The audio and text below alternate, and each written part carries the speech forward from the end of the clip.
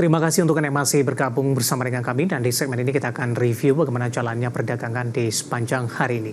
Dan kami ingatkan kembali, Anda masih bisa berpartisipasi di WhatsApp interaktif di 0812 di 8788 di 3723 seperti yang tertera di layar televisi Anda nantinya.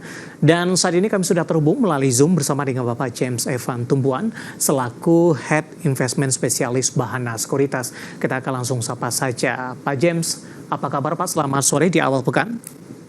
Selamat sore Pak David dan teman-teman dari channel. Kabar baik Pak. Terima kasih sudah meluangkan waktu di IDX Channel Pak James. Indeks harga saham gabungan terutama di pembukaan sesi pertama pada pagi tadi sempat menjanjikan Pak, tapi ternyata anti klimaks ini, penguatan lebih ke arah terbatas, bahkan di 30 menit jelang penutupan perdagangan sesi kedua IHSG kembali bergerak ke zona merah dan level 7.300-an kembali ditinggalkan. Analisis Anda? Ya, kalau kita lihat Pak David, sebenarnya kalau kita tarik sebulan terakhir ya, dari tanggal 3 Juli, ya segitu bergerak di level area 7.200 sampai dengan level 7.350. Nampaknya level support dan resisten ini masih terjaga dalam 1 bulan terakhir ya. Setelah kalau kita lihat dari akhir Juni, tanggal 20 Juni sampai tanggal kurang lebih sampai tanggal 2-3 Juli itu ada rally yang cukup panjang ya, karena di level 6.600 sudah cukup bottom untuk IHSG ya. Dan memang kalau kita lihat minggu ini kita menunggu data non-farm payroll yang akan dirilis pada pada hari Jumat nanti, dimana kalau kita berkaca pada apa yang terjadi pada data US inflasi di tanggal 11 kemarin ketika inflasinya di 3,3% atau merupakan level terendah semenjak 2 tahun terakhir, nampaknya the Fed akan lebih confident untuk menurunkan suku bunga setidaknya di bulan September. Ini yang menjadi yang membuat juga ya kemarin ya IHSG juga sempat menguat dari akhir Juni sampai dengan di bulan Juli gitu ya. Jangka pendek arahnya kemana, Pak James, untuk IHSG? Saat ini memang untuk jangka pendek masih berada di level support 7.200 sampai 7.350. Mungkin untuk area tersebut masih akan bergerak di area sideways, di range 7.200 sampai 7.350. Baik, dari sisi sentimen Pak, rilis kinerja kuartal kedua di 2024 yang sudah berlangsung sejak pekan lalu, dan pekan ini tampaknya masih menjadi salah satu fokus dari investor. Terlihat dari beberapa saham yang mencatatkan kinerja yang cukup baik, sahamnya lompat di perdagangan hari ini. Kemudian juga ada yang anomali ketika dari sisi kinerja tidak begitu membirakan, tapi sahamnya tetap mengalami penguatan ataupun sebaliknya. Bagaimana Anda melihat ekspektasi ataupun juga respon dari para investor terkait dengan rilis kinerja kuartal kedua di 2024 ini? Oke, sebenarnya kalau kita lihat rilis kinerja ya, ada beberapa yang cukup sudah bisa jadi highlight. Awal paling pertama kita lihat dari BBCA ya, rilis laporan keuangan cukup baik gitu ya, dengan laba bersih naik 11,1% year on year. Mungkin yang salah satu yang cukup solid dibandingkan kalau kita dibandingkan dengan BRI ya, mungkin kalau kita lihat selabanya gerakannya tidak terlalu atau naiknya tipis gitu ya. Maka itu kalau kita lihat juga pergerakannya setelah rilis laporan keuangan juga, asing ini mulai tetap banyak akumulasi ya. Kalau kita lihat dari net foreign buy-nya BCA itu dari 5 hari terakhir itu mencapai hampir 973 miliar, tapi kalau kita lihat di 10 hari terakhir net foreign buy BCA ini kalau lebih hampir 1,1 triliun rupiah. Jadi ditopang juga nih dengan data kenaikan laba 11,1%, aslinya juga cukup masuk ke saham-saham BCA gitu ya. Baik, kita akan coba analisis dari BBCA di sepanjang perdagangan hari ini Pak. Akhirnya berbalik arah ke zona merah. BBCA salah satu pemberat IHSG sehingga kembali meninggalkan level 7.300-an. Tadi sempat menguat ke 10.425. Bagaimana Anda melihat posisi dari BBCA dengan pelemahan yang terjadi? Apakah pelemahan yang terjadi masih wajar, dan level BBCA dari sisi supportnya di atas 10.200-an masih terjaga sampai sejauh ini? Ya, kalau kita lihat memang 10.425 merupakan level tertinggi ya. Kalau berkaca juga pada bulan Maret juga sempat peaknya di 10.400. Jadi memang kalau hari ini kita lihat 10.425 merupakan level tertinggi ya. Kalau terlihat mungkin koreksinya juga masih terbatas gitu, dalam artian selama dia tidak terkoreksi lebih dalam di bawah level 10.000, nampaknya masih akan ada tarikan kembali gitu ya. Jadi mungkin kalau kita lihat sekarang berada di atas moving average 7 nih untuk gerakan BCA, dan masih mungkin kalau teman-teman yang sudah invest di BCA dari akhir Juni masih bisa di hold sih sebenarnya. Oke, bagi yang sudah ambil posisi untuk BBCA, Pak berharap untuk melakukan tambah beli dalam hal ini, apakah harus nunggu di bawah 10 ribuan terlebih dahulu? Kalau idealnya mungkin di level 10.100 ya Oke. Untuk re-entry kembali ya. Baik, penutupan hari ini di 10.250 melemah di 0,73%. Hari ini tembus ke 10.425 dan tampaknya ini juga merupakan level tertinggi dalam beberapa waktu terakhir ataupun semenjak BBCA tercatat di Bursa Efek Indonesia. Baik, Pak James, kita lanjutkan dari perbankan ke barang baku, Pak. Hari ini memimpin penguatan dari secara sektoral ini. Aman Mineral hari ini lompat di atas 5%. Tadi juga kita sampaikan informasinya, posisi laba juga mengalami kenaikan yang sangat signifikan. Analisis Anda dari penguatan yang terjadi, rekomendasinya, kemudian support dan resistennya untuk Aman.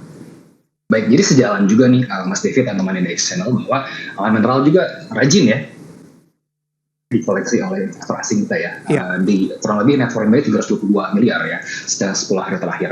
Dan kalau kita lihat gerakannya mungkin salah satu project tadi ya, project yang mungkin jadi salah satu membuat Aman Mineral naik karena mengambil alih batu hijau, itu project batu hijau. Dan memang kalau kita lihat laba-labanya juga naik ratusan persen ya, 106% gitu ya. Dan secara teknikal saat ini memang kalau kita lihat gerakannya hari ini naik hampir 5,15%, dan kalau kita lihat ini jadi momentum yang cukup baik gitu ya, karena sebenarnya masih ada potensi buat dia menguat untuk hari ke depan besok untuk menguji level resisten 12.750. Sedangkan area supportnya mungkin bisa dilihat dijaga di level MA 100-nya, di kurang lebih di level di MA 50-nya di level 11.150. Baik, didukung dari sisi volume tidak Pak James ini rawan profit taking atau masih ada ruang penguatan lanjutan? Ya, kalau kita volumenya sih memang hampir tidak signifikan di awal-awal bulan Maret, tapi saat ini memang kalau kita lihat masih ada potensi buat menguat karena di hari ini crossing MA 7-nya menguat di atas moving average 7-nya ya secara teknikal ya. Baik, dari barang baku kita coba beralih ke saham lainnya Pak. Saya akan coba singgung juga dari Auto Pak. PT Astra Auto Part Tbk atau Auto hari ini naiknya sangat kencang di 10%. Dari sisi kinerja juga posisi laba bersihnya meningkat 26,5% secara year on year di atas 1 triliun. Kemudian posisi dari yang lainnya pertumbuhan aset juga meningkat dan juga bagaimana Anda melihat kaitan antara fundamental perkembangan terakhir dengan kenaikan saham hari ini?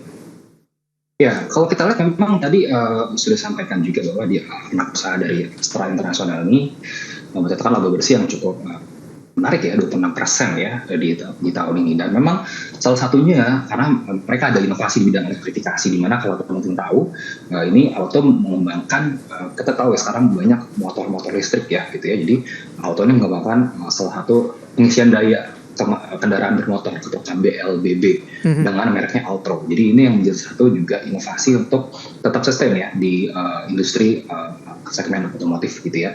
Dan kalau kita lihat secara pergerakan teknikalnya, memang saat ini Auto ini sudah melemah itu dari bulan Agustus 2023 itu turun banyak ya, dari level 34 sampai bottomnya itu di bulan Juni 2024. Jadi sudah hampir cukup dalam penurunannya. Nah, hari ini saat ini sudah mulai reversal. Kalau teman-teman lihat dari bulan Juli itu sudah reversal, kemudian saat ini naikkan rilis laporan keuangan membuat hari ini sahamnya naik 10%. Dan bukan berarti tidak mungkin di beberapa hari ke depan ini masih akan ada kenaikan karena hari ini volume cukup besar juga gitu ya. Untuk resistance kita akan menguji level resisten di MA 200-nya yaitu di level 2.400 ya untuk Astra Auto Parts ya.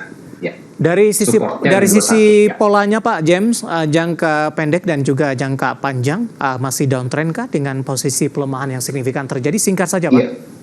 Oke, untuk saat ini potensi reversal apabila dia keluar dari 2.460 ya. Jadi kalau dari di atas 2.460 reversal tuh nextnya mungkin bisa kembali lagi ke area setidaknya area level 28. Baik, itu ada Auto analisisnya dan juga rekomendasi support dan resistennya bisa diperhatikan, di mana hari ini juga melaju kencang, ditutup menguat di 10% pemirsa, dan lagi-lagi keputusan investasi tetap ada di tangan pemirsa IDX Channel.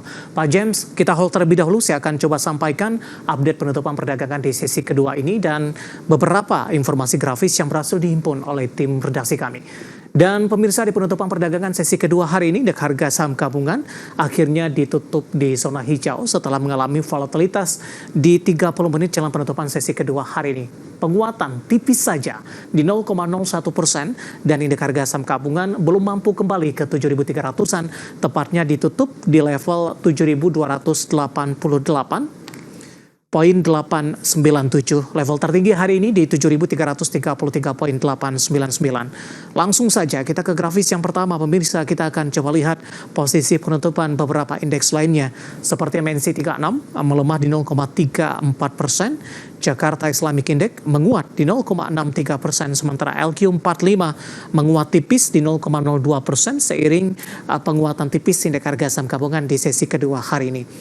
Rotasi pergerakan sektoral ke grafis selanjutnya, transportasi dan logistik menguat di 1,20%, konsumsi non-primer menguat di 1,12%, infrastruktur tertekan di 0,64% dan kesehatan juga melemah di 0,48%. Selanjutnya pemirsa, saham-saham yang hari ini mengalami kenaikan signifikan dan menjadi penopang untuk indeks harga saham gabungan. Aman Mineral ditutup menguat di 12.250. Kemudian BRPT ditutup menguat di 1.090, Goto menguat ke Rp54 per saham, sementara Auto ditutup menguat di Rp2.310 per saham. Aman dan Auto tadi juga sempat kita bahas di sesi sebelum update penutupan hari ini. Kemudian ke grafis selanjutnya, saham-saham yang hari ini melemah cukup dalam. Infrastruktur ada Telkom melemah di 3.050, Brand tampaknya berbalik arah tertekan ke 8.600, Akra juga melemah di 15.30 dan PSBK ditutup melemah di Rp69 per sahamnya. Updatean penutupan perdagangan di sesi kedua hari ini dan semoga bisa menjadi referensi untuk Anda, terutama dalam menghadapi perdagangan di keesokan harinya.